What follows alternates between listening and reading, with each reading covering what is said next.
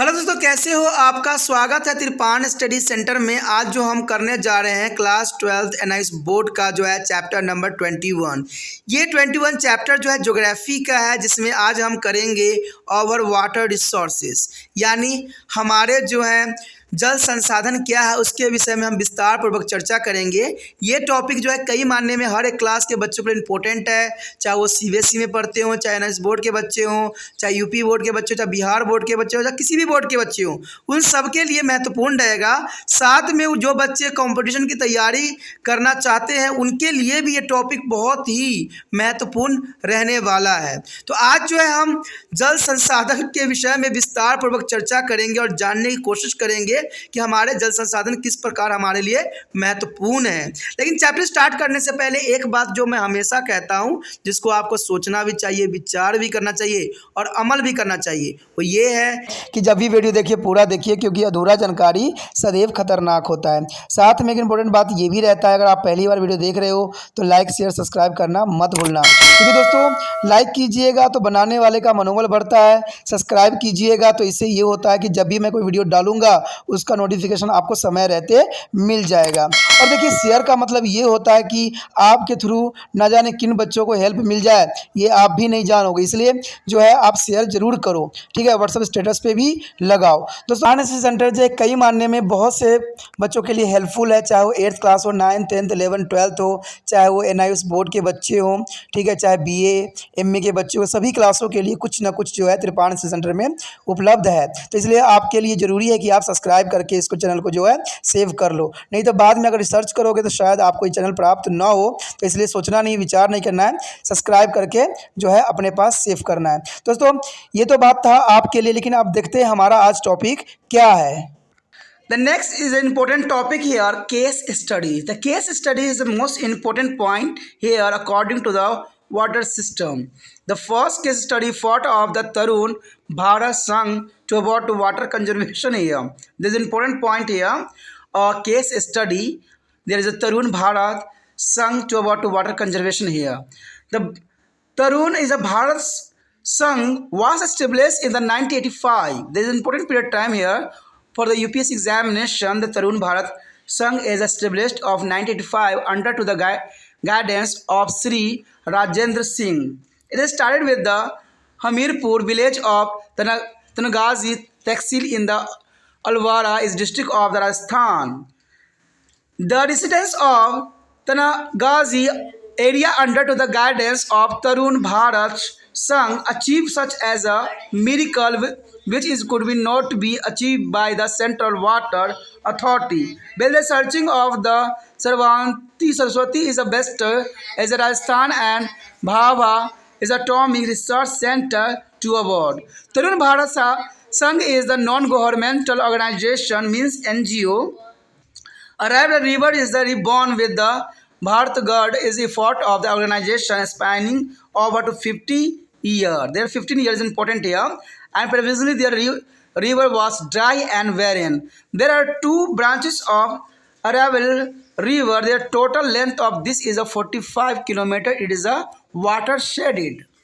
The river was the reborn with the is a Bhagirath. Bhagirath is a fort of this organization spanning over to the 15 years. Previously, their rivers was dry and barren, and there are two branches of is a Aravalli River. Aravalli River is important here. The total length of this is a 45 kilometers here, and it is a watersheded area is spread in a 503 square kilometer. A part of Jaipur, Diusa and Alavara district are included in this. There is important here, and preview there used to be agriculture in the unirrigated area here, and there is no mean of irrigation, and agriculture used to be done only on 10% of the land. Agriculture was entirely is dependent upon a rain, and there was on-cropped agriculture. To remove the water scarcity in the area, Tarun Bharat Sangh is with the help of the village clean and deepened the tank and ponds here. And besides this, there is also is volley to the construct pond on the slopey is a part of the hill region. A village was a village was is their chosen for their is this work of 1985 to 86. The result were very encouraging as in there's other villagers started to competing in the gating and making pond constructed in their area. Save water and Johar Andolan. The Johar Andolan is most important here. Were started in the 1996. There is important for the UPSC examination here. Johar Andolan is where started in the 1996. 3,500 pound have so far been constructed in this area. The villages themselves have constructed more than 70 pound. And their water level of underground water has been risen after the construction of this pond. And water is available throughout the year is a well, tank, pond and rivers. Agriculture has also changed. A greenery is dominated everywhere. The animal have become healthy and smart. The cow and buffalo have started giving a more milk. Jowar is a Andolan is the most important food in this area and there is a most important result here. The standard of living of these people has improved. The families is below poverty line are also able to be earn 40 to 50,000 rupees per annual. There is important here 40 to 50,000 rupees per annual and the migration of people from village to cities has stopped. Even to migrate a family have now started to the coming back to their villages. The residents of 70 villages in the Aravallis River basin have to the constructed a unique parliament of 150 members. This parliament has been to name as a Aravallis Sansad. After is the name of Aravalli River, there is a member of Aravalli Sansad is took out of the bank of the river is a Hamirpur on 26 Jan 1999. The construction of Aravalli Sang come into the effect from this day. This is such as a Sansad which is not only a frame to the rule and the law but float them also. All the residents of areas follow these rules and the law strictly and also got them flow by the other. The Vedic also has a famous some rules and the law keeping the need of the people, ecological balance and land in a mind.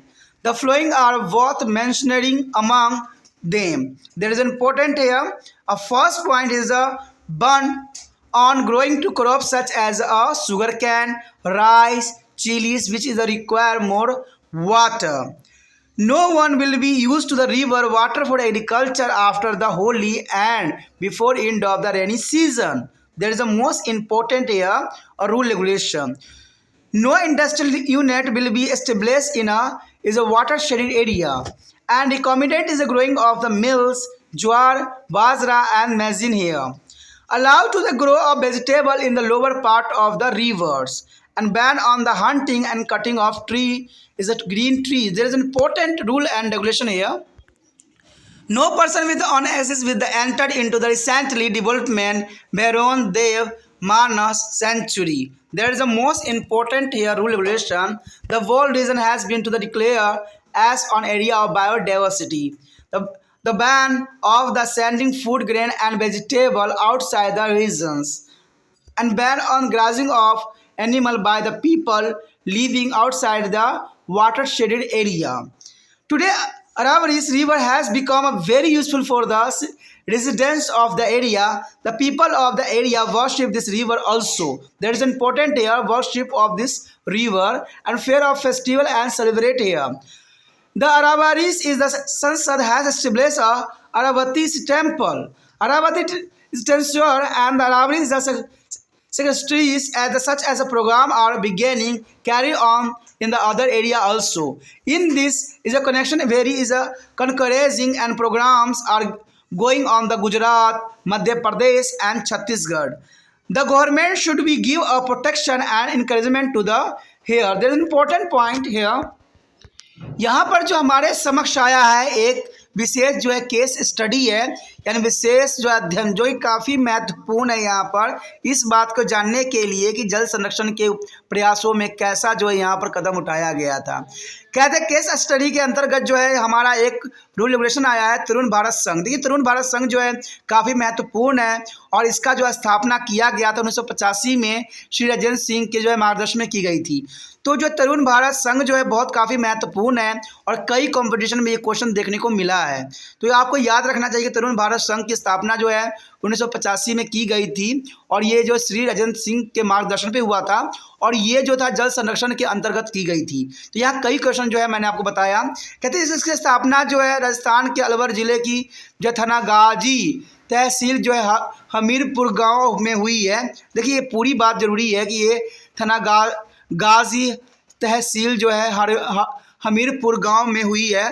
थनागाजी क्षेत्र जो है वासियों ने तरुण भारत संघ के निर्देश से वह जो है करिश्मा कर दिखाया जो पश्चिम राजस्थान में सरस्वती नदी की खोज में केंद्रित जल अधिकरण तथा भामा परमाणु संसाधन केंद्र मिलकर भी नहीं कर पाए। तो कहते हैं लोगों ने यहाँ पर बहुत बड़ी अचीवमेंट हासिल किया जो बड़े बड़े जो है ऑर्गेनाइजेशन भी नहीं कर पाए, चाहे केंद्रीय जल अधिकरण हो तथा भामा परमाणु अनुसंधान केंद्र भी नहीं कर पाए। कहते हैं तरुण भारत संघ एक गैर सरकारी संगठन है, यानी NGO है, यानी सरकार से इनका कोई लेना देना नहीं है और ये जो है एक संगठन है। इसके 15 साल के भागीरथी प्रयासों से अवारी नदी का जो है पुण्य जन्म हुआ है। पहले यह नदी सूखी और उजाड़ थी लेकिन अब ऐसा नहीं है। अरवारी नदी के 2 शाखाएं हैं और इसकी जो है कुल लंबाई 45 किलोमीटर है। इसका जल संभर क्षेत्र जो है 503 वर्ग किलोमीटर में फैला हुआ है और इसके अंदर जयपुर, दौसा और अलंबर जिलों के कुछ भाग शामिल है। तो देखिए कितना महत्वपूर्ण यहाँ पर जो है परियोजनाएं यहाँ पर लागू की गई। कहते पहले यहाँ जो है असंतुलित क्षेत्र में खेती होती थी और सिंचाई के साधन भी नहीं थे। कुल मिलाकर 10% भूभाग पर जो है खेती होती थी और खेती पूर्णतः वर्षा पर ही निर्भर हुआ करता था। खेती एक फसली थी। पानी की कमी की पूर्ति के लिए तरुण भारत संघ ने गांव वालों के सहयोग से तालाब और जहरों की सफाई कर उन्हें गहरा किया तथा पहाड़ी ढालू भागों में जो जौहर बनाने का बीड़ा भी उठाया गया और इस काम के लिए जो है 1950 से 86 में एक गाँव का चयन किया गया जो कि काफ़ी महत्वपूर्ण था।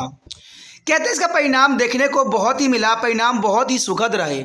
यह देखकर अन्य गांव वालों ने जो है अपने यहाँ जो जौहर बनाने का होड़ लग गई और सन 1986 में जल बचाओ और जौहर आंदोलन चलाया गया। कहते हैं बहुत काफ़ी महत्वपूर्ण है कि जौहर आंदोलन और जल बचाओ आंदोलन जो था 1996 में बनाई गई जो कि काफ़ी महत्वपूर्ण थी।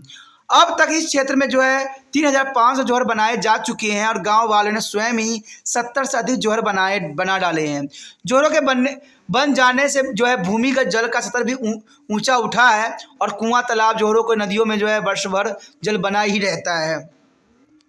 खेती जो ने अपना रूप भी बदल दिया है। हर जगह जो है हरितमा और साम्राज्य दिखाई पड़ता है। पशुधन जो है चुस्त एवं स्वस्थ हो गए हैं और गाय और भैंस अधिक जो है दूध देने लग गई है। तो देखिए कितना फ़ायदा हुआ यहाँ पर जो है नॉन ऑर्गेनाइजेशन के द्वारा किया गया इस कदम में। लोगों का आर्थिक स्तर भी काफ़ी ऊंचा उठ गया है और कहते हैं गरीब रेखा से नीचे गुजर बसर करने वाले परिवार भी आज जो है 40 से 50 हज़ार रुपये प्रति वर्ष कमा ही लेते हैं। तो काफ़ी महत्वपूर्ण इस योजना ने जो है लोगों का जो है कायाकल्प कर दिया। गाँवों से नगरों की ओर पलायन रुक भी गया और यहाँ तक कि पलायन किए गए परिवार अब अपने घरों की ओर वास कर रहे हैं। तो ये कहते हैं बहुत काफ़ी महत्वपूर्ण था ये आंदोलन जो जौहर आंदोलन के नाम से जाना जाता है और इसमें बहुत से लोगों को जो है बहुत से फ़ायदा देखने को मिला। और कहते हैं ऐसा ही जो है बड़े बड़े स्तर पर सरकार नहीं कर पाती है, लेकिन यहाँ पर जो है कि NGO ने जो है ये कारनामा करके दिखा दिया। बड़े बड़े ऑर्गेनाइजेशन ने भी ऐसा कारनामा करने में असफल रहे। कहते हैं अरवारी नदी द्रोणी में बसे 70 गांव के लोगों ने मिलकर 150 सदस्यों वाली एक अनूठी संसद का भी गठन किया। देखिए कितना महत्वपूर्ण बात है कि यहाँ पर 70 गांव के लोगों ने मिलकर 150 सदस्यों वाली एक अनूठी संसद का भी गठन किया। संसद का नाम जो है अरवारी नदी के नाम पर अरवारी संसद रखा गया और कहते हैं 26 जनवरी 1999 को जो हमीरपुर में नदी किनारे अरवारी संसद सदस्य ने शपथ ग्रहण भी की और इसी दिन से जो है अरवारी संसद ने अपना संविधान लागू भी किया। और यह एक ऐसी संसद है जो केवल नियम और कानून ही नहीं बनाती है अतुल स्वयं उसका पालन भी करती है। और क्षेत्र के सभी निवासी उन नियमों और कानून का जो जनता से पालन भी करते और पालन कराते हैं। तो देखिए कितना महत्वपूर्ण बात है। सरकार यहाँ पर कुछ नहीं कर पाई, लेकिन आम लोगों के जो है इच्छा शक्ति ने वो सारे कारनामा करके दिखा दिया जो बड़े बड़े ऑर्गेनाइजेशन भी नहीं कर सके। तो कहते हैं जब लोगों की इच्छा होगी तो सरकार का भी जो है तहस नहस हो जाएगा। अब यहाँ पर एक अलग ही संसद की निर्माण किया गया है और स्वयं ही लोगों ने यहाँ पर कानून और नियम बनाए हैं। कहते हैं जब सरकार ऐसे विफल होगी तो लोगों को ही अपना जो है सारे रूल रेगुलेशन को अपने हाथों में लेना ही पड़ेगा। और वही जो है ये बात अरवाड़ी के लोगों ने दिखा दिया, हमीरपुर के लोगों ने ये चीज़ साबित भी करके यहाँ पर दिखाया। अब देखिए यहाँ पर जो है हमारी संसद ने लोगों की जो आवश्यकता, पर्यावरणीय संतुलन तथा भूमि के अध्ययन में रखते हुए कुछ नियम और कानून बनाए गए हैं और ये नियम कानून बहुत ही महत्वपूर्ण है। उनमें निम्नलिखित विषय जो है उल्लेखनीय किए गए हैं। तो पहला रूल रेगुलेशन तो यही है कि अधिक जल चाहत वाले फसल जैसे गन्ना, चावल और मिर्च उगाने पर यहाँ पर प्रतिबंध लगा दिया गया है कि कोई लोग जो है गन्ना, चावल और मिर्च जो है उगा नहीं सकते हैं। होली के बाद और बरसात से पहले कोई भी व्यक्ति नदी के पानी का उपयोग खेती के लिए नहीं करेगा। तो देखिए कितना महत्वपूर्ण बात पे यहाँ पर रूल रेगुलेशन बनाई गई है। जल संभर क्षेत्र में किसी भी औद्योगिक इकाई की स्थापना नहीं होगी।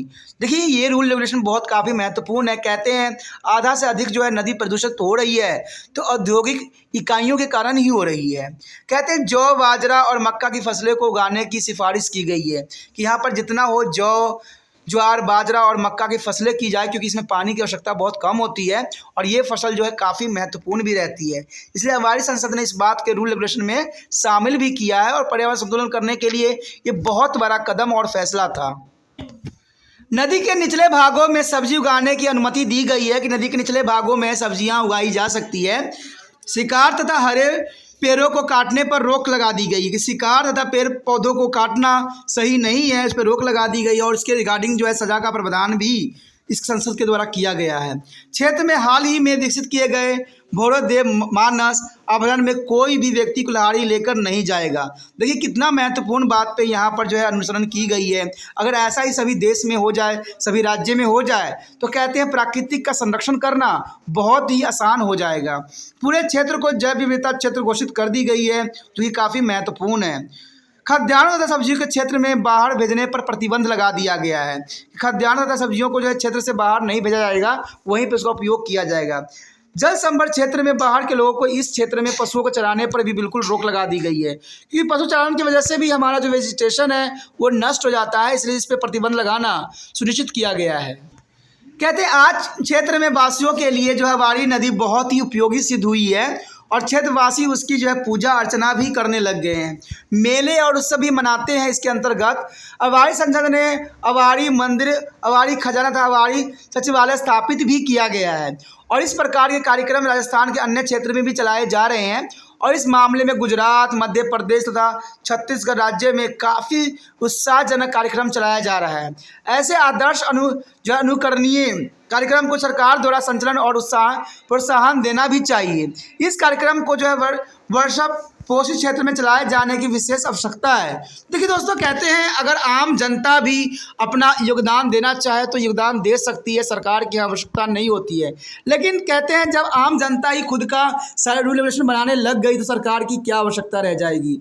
तो इसीलिए सरकार को भी सशक्त होना चाहिए कि ऐसे रूल रेगुलेशन को स्वयं सरकार बनाए जिससे सरकार पर से किसी का विश्वास न उठे। अगर लोग स्वयं ही अब रूल रेगुलेशन बनाने लग गए तो कहते हैं ये सही नहीं रहेगा। लेकिन जब सरकार इस पर कदम नहीं उठाएगी तो लोगों को भी अपना कर्तव्य खुद ही निभाना पड़ेगा क्योंकि पर्यावरण किसी की जागीर नहीं है। पर्यावरण हर एक जीव जंतु, हर एक जनमानस की है। इसलिए पर्यावरण संरक्षण के अंतर्गत कोई भी उठाया गया कदम गलत नहीं होगा और उस पर जो है सभी को अनुसरण करने की आवश्यकता है।